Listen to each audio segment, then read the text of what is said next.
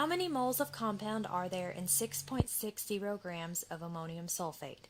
The first thing we need to notice about this word problem is that we are given a very specific measurement, and that is 6.60 grams. We know that this has three significant figures in it because non-zero numbers are always significant, and zeros are significant if they're at the end of a number to the right of a decimal and there's a non-zero number in front of them. Okay, so we know that our final answer is going to have three significant figures in it. Now that we've identified how many significant figures are going to be in our final answer, we see that we have been given a compound name. We need to use that compound name to write a chemical formula so that we can do the math on this problem. We should recognize that sulfate is a polyatomic ion and that ammonium is a polyatomic ion. And my formula for ammonium is NH4, and it has a positive 1 charge, and my formula for sulfate is SO4 negative 2, and that negative 2 means that there's a negative 2 charge. Positive 1 and negative 2 do not cancel each other out, and so I'm going to need 2 ammoniums for every 1 sulfate.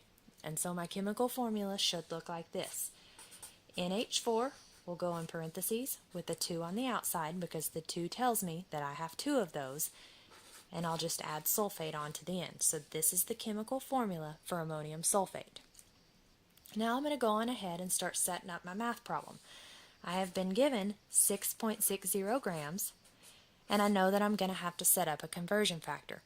Because I have grams here, I know that grams have to go on the bottom of the conversion factor because these grams have to cancel each other out. The word problem tells me that I'm looking for moles, so I'm going to put moles in the top of my conversion factor, which is going to give me an answer that ends with moles as the unit. Okay? Anytime I have this set up, I know that 1 mole equals the molar mass of a compound. But I don't have the molar mass of the compound. I'm going to have to calculate that.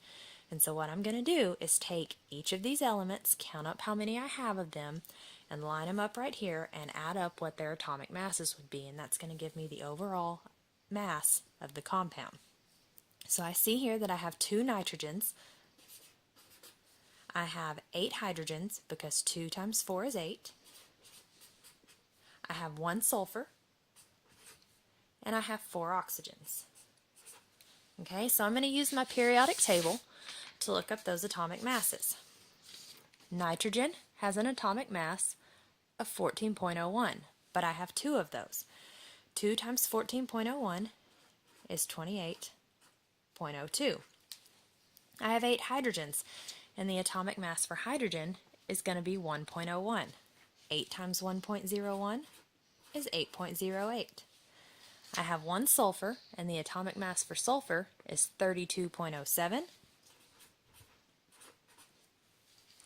And I have 4 oxygens, and the atomic mass for oxygen is 16. 16 times 4 is 64. I'm going to add those up. You can do the math in your head, or if you need to use a calculator to double check yourself, that's fine too. I have 28.02 plus 8.08 plus 32.07 plus 64, and that equals 132.17. And my unit for that will be grams. So I'm going to take this mass of the compound and I'm going to plug it in right here, 132.17 grams. So now I can plug this into my calculator and I'll be able to tell how many moles are in this many grams of this compound. And there's 2 ways we can plug this into the calculator. We can go on ahead and put it in exactly like it's written here, and it would look something like this: 6.60 parentheses 1 over 132.17, close parentheses, and hit enter, and that will give me 0.04993568889. Or I know that multiplying this by 1 over this is the same thing as dividing this number by this number. And I can plug that in, 6.60 divided by 132.17, and you can see that I get the exact same answer. Okay, but I'm not quite finished yet. I decided a moment ago that my final answer has to have 3 significant figures in it. There's way more than 3 here, so I'm going to have to figure out how to round my final answer. This 0 is not significant. It is not at the end of the number. It is to the right of a decimal, but there's not a non-zero number in front of that decimal, so that 0 does not count.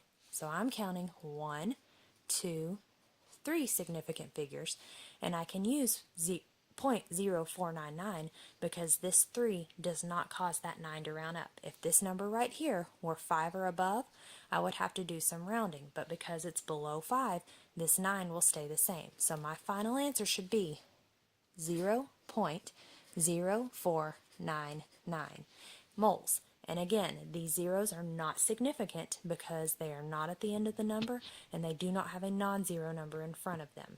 So again, your final answer would be 0.0499 moles, and there are that many moles in this many grams of this compound right here.